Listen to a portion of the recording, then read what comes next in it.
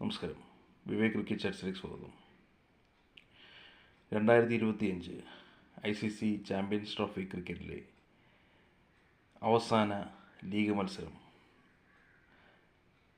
India versus New Zealand. ഈ മത്സരത്തിൽ toss നഷ്ടപ്പെട്ട് ബാറ്റിങ്ങിനിറങ്ങിയ ഇന്ത്യക്ക്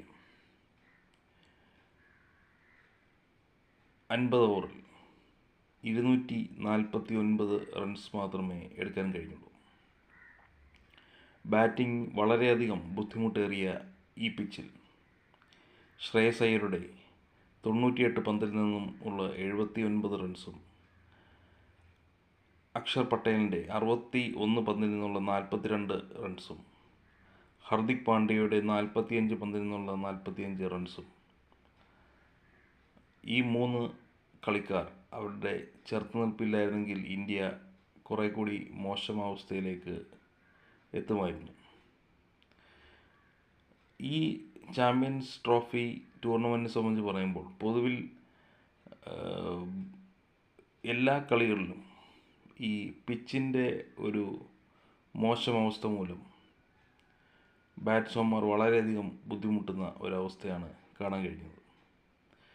ചാമ്പ്യൻസ് ട്രോഫി പോലെ ഒരു പ്രധാനപ്പെട്ട ടൂർണമെൻറ്റിൽ ഇത്തരത്തിൽ മോശം ബാറ്റിംഗ് പിച്ചുകൾ ഒരുക്കുന്നത് അത്ര കണ്ട് ഹിതകരമാണ് എന്നെനിക്ക് തോന്നുന്നില്ല. ഏതായാലും ഇന്ത്യയുടെ 249 റൺസിന് മറുപടിയായി ബാറ്റിങ്ങിനിറങ്ങിയ ന്യൂസിലൻഡിന് 45.3 ഓവറിൽ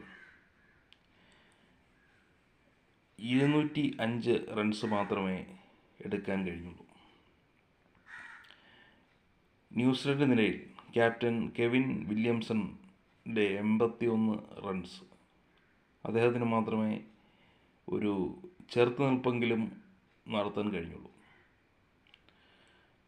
ഏതായാലും ഈ മത്സര വിജയത്തോടുകൂടി ഇന്ത്യ ഗ്രൂപ്പ് ചാമ്പ്യന്മാരായി സെമിയിലേക്ക് കടന്നിരിക്കുകയാണ്.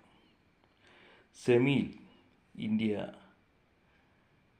ഓസ്ട്രേലിയയാണ് നേരിടുന്നത്.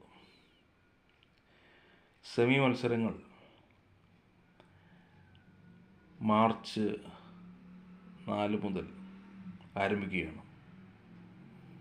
ഏതായാലും ചാമ്പ്യൻസ് ട്രോഫിയിലെ ആദ്യ സെമി മത്സരത്തിൽ ഓസ്ട്രേലിയയോട് മത്സരിക്കുന്ന ഇന്ത്യക്ക് എല്ലാ വിജയാശംസകളും നേർന്നുകൊണ്ട് എൻ്റെ ഈ വീഡിയോ ഇവിടെ അവസാനിപ്പിക്കുന്നു.